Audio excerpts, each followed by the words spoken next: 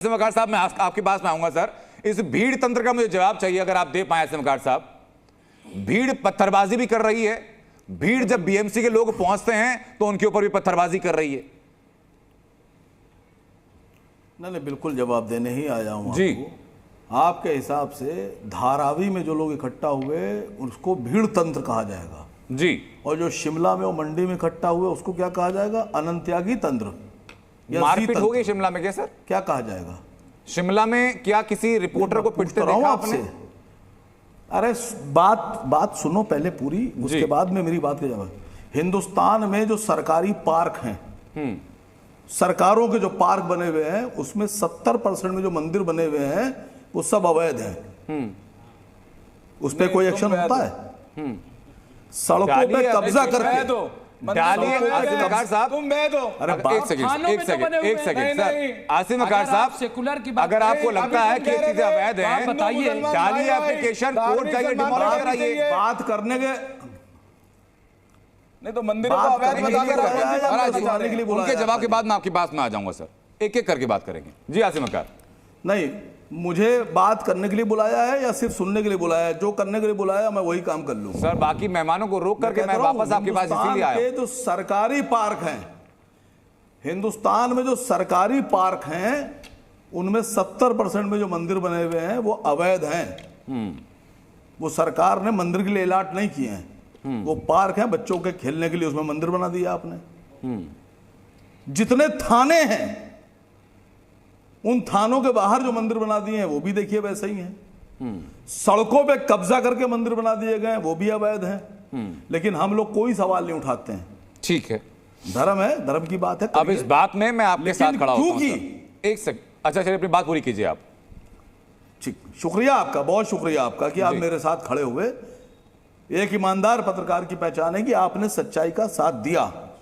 मसला ये नहीं है वैध अवैध क्या है, मसला यह है कि आप करिए तो लीला और दूसरा कर दे तो करेक्टर ढीला। भाई आपकी इंक्रोचमेंट, आपकी अवैध कंस्ट्रक्शन ज्यादा है बनिस्बत दूसरे मजहबों के। आप देश में 80 करोड़ हैं, 80%, और बाकी लोग जो हैं उनके परसेंटेज कम हैं, उनका अवैध कब्जा भी कम होगा। आपका 80% है तो आपका अवैध कब्जा भी ज्यादा होगा। उस पर सवाल क्यों नहीं खड़ा करते हैं आप? अब बताता हूं सर, आपको मैंने भरपूर वक्त दिया, लिख के दे रहा फला मंदिर। बात का जवाब राजीव पांडे देंगे। एक मिनट, मैं एक लाइन बताइए सर, एक लाइन सर, एक लाइन बताइए सर, बताइए एक लाइन।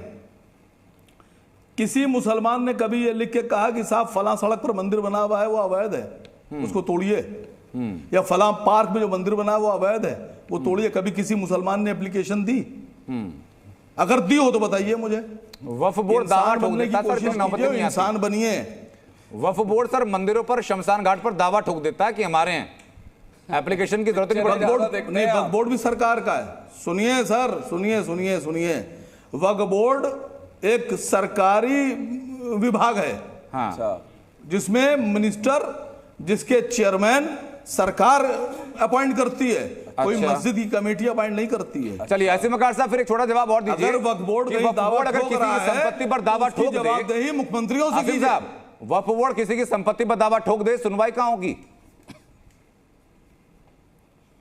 सर अब वक्फ बोर्ड की बात मत कीजिए, ना जाने कितने गजब बात है। आपने बता दिया सर, सर्टिफिकेट दे दिया, सब कुछ सही चल रहा है। वक्फ बोर्ड बेचे डाल रहा है। जिज्ञासावश पूछ रहा हूं सर, वक्फ बोर्ड किसी संपत्ति पर दावा ठोक दे, आदमी मना करे कि नहीं भाई मैं तो नहीं दे रहा, तो मेरी है, सुनिए सुनवाई के लिए कहां जाएगा वो? अरे सुनिए बात, अरे बात तो सुनिए। अभी मुक्तेश्वरानंद साहब का एक वीडियो आया।